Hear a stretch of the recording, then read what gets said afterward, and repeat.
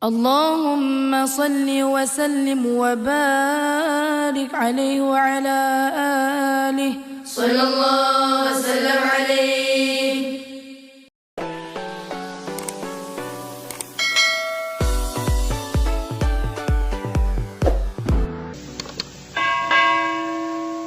Bismillahirrahmanirrahim. Assalamualaikum warahmatullahi wabarakatuh. Hamdan wa syukran lillah, salatan wa salaman ala rasulillah, amma ba'd. Para pemirsa yang berbahagia dimanapun Anda berada, alhamdulillah, puji syukur kehadirat Allah subhanahu wa ta'ala bahwa pada kesempatan kali ini kita kembali dipertemukan oleh Allah subhanahu wa ta'ala di ULC Channel.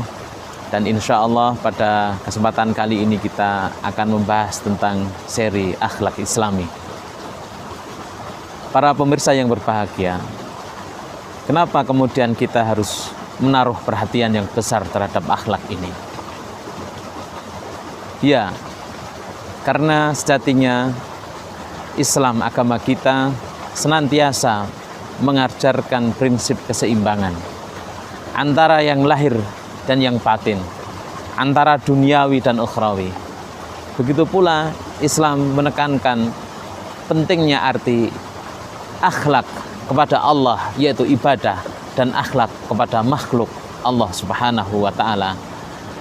Oleh karena itu, ma'asyiral muslimin, ketika kita membahas akhlak Islami, maka kita harus mendefinisikan terlebih dahulu apa itu akhlak. Oleh para pakar disampaikan bahwa sejatinya setiap hari kita menerima sekian banyak informasi, ribuan informasi yang berlalu lalang, dan itu ada yang bermanfaat, ada yang tidak bermanfaat. Informasi-informasi yang ada di dalam otak kita ini disebut dengan khatirah atau khawatir.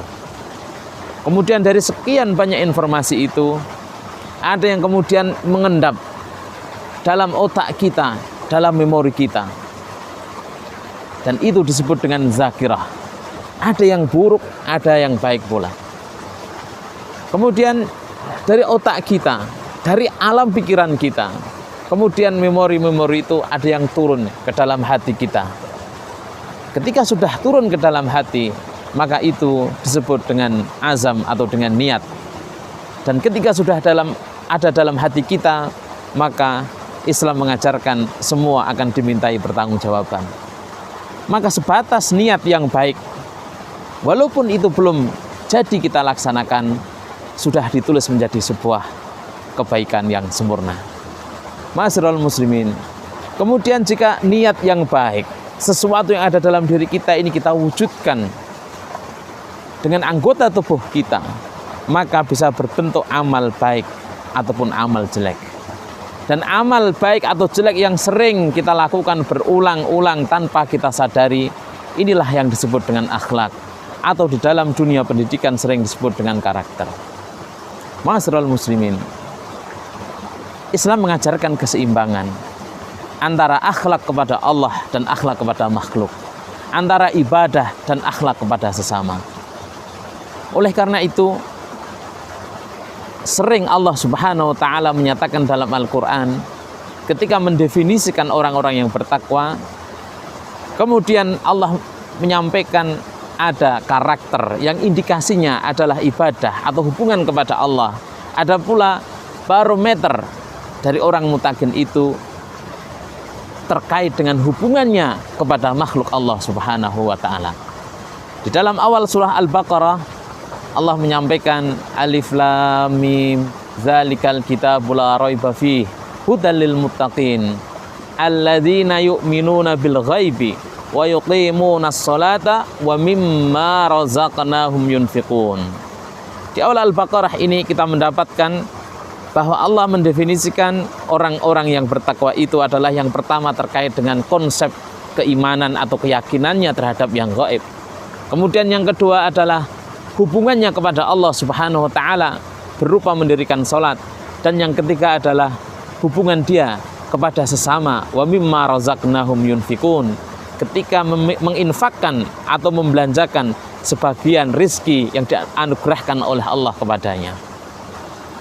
Jadi di sini kita menjadi mafhum ma'asyiral muslimin, bahwa sejatinya akhlak itu adalah proses yang kita dapatkan dalam beribadah kepada Allah Subhanahu wa taala.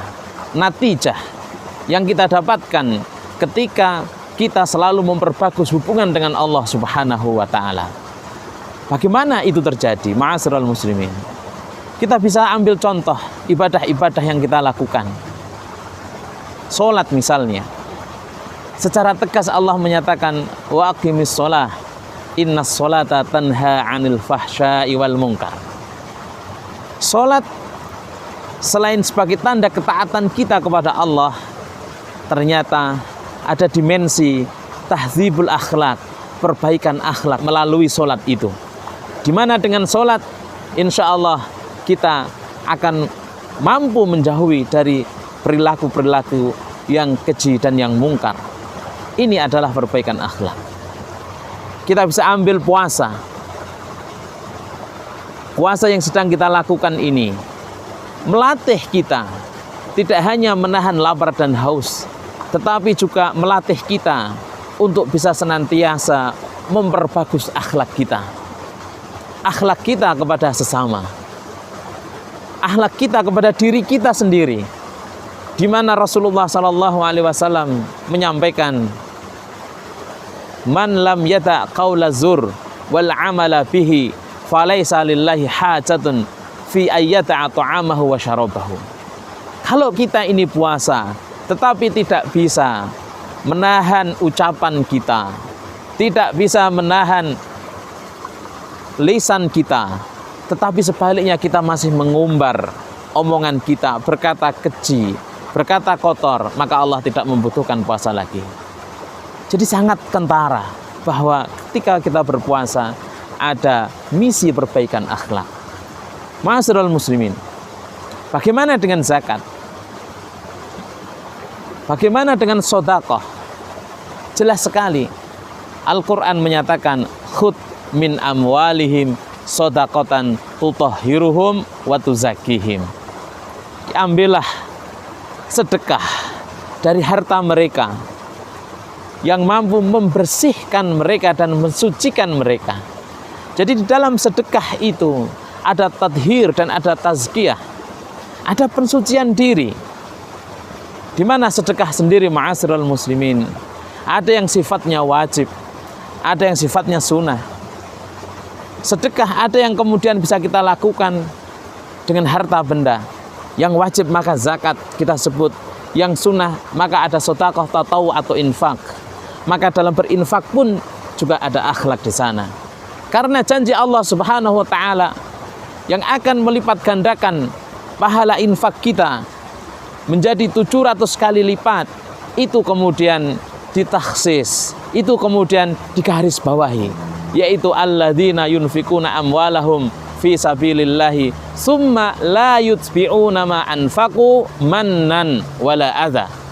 Jadi orang-orang yang menginfakkan hartanya di jalan Allah itu, yang dijanjikan 700 kali lipat pahalanya itu, adalah mereka yang berinfak dengan tidak menyebut-nyebut infaknya dan tidak melukai perasaan orang yang menerima infaknya itu. Ma'asyiral muslimin, ini melalui sedekah atau infak kita. Bagaimana dengan haji? Tentu dalam madrasah haji, tentu haji adalah sebuah madrasah bagi jamaah haji, di mana Allah menyatakan al-hajju asyhurun ma'lumat faman farada fihinnal hajja fala rafasa wala fusuqa wala jidala fil hajj. Tidak diperbolehkan berkata kotor, berjidal, beradu argumentasi, tidak diperbolehkan gontok-gontokan dan seterusnya. Itu di hari-hari haji. Dan salah satu, ma'asyiral muslimin, tanda dari kemakbulan atau kemabruran haji seseorang itu adalah jika setelah kembali ke tanah air maka ada perbaikan akhlak dalam dirinya. Ma'asyiral muslimin, sebagai penutup, kenapa kita senantiasa harus perhatian terhadap akhlak kita? Kenapa harus senantiasa kemudian memperbaiki akhlak kita? Allah Subhanahu wa taala menyatakan dalam Al-Qur'an, "Wa ma arsalnaka illa rahmatan lil alamin." Dan kami tidak utus engkau wahai Muhammad kecuali untuk menjadi rahmat bagi semua alam. Rahmat adalah kasih sayang. Bagaimana Rasulullah Shallallahu Alaihi Wasallam senantiasa menebarkan kasih sayang. Dan itulah kenapa kemudian Rasulullah Shallallahu Alaihi Wasallam menyampaikan, innama bu'istu liutammima makarimal akhlak. Inti dari diutusnya Rasulullah Shallallahu Alaihi Wasallam adalah menyempurnakan akhlak seseorang. Sebuah masyarakat yang penuh dengan kebencian, penuh dengan tipu daya, masyarakat yang kemudian mengubur bayi wanita, bayi perempuan yang lahir secara hidup-hidup, tidak mungkin ada rahmat di antara mereka. Tetapi Allah Subhanahu wa taala mengutus Rasulullah untuk kemudian menyudahi semua bentuk kejahilan itu dengan mengutamakan akhlak yang terpuji. Ma'asyiral muslimin, demikian yang bisa saya sampaikan, kurang lebihnya mohon maaf. Assalamualaikum warahmatullahi wabarakatuh.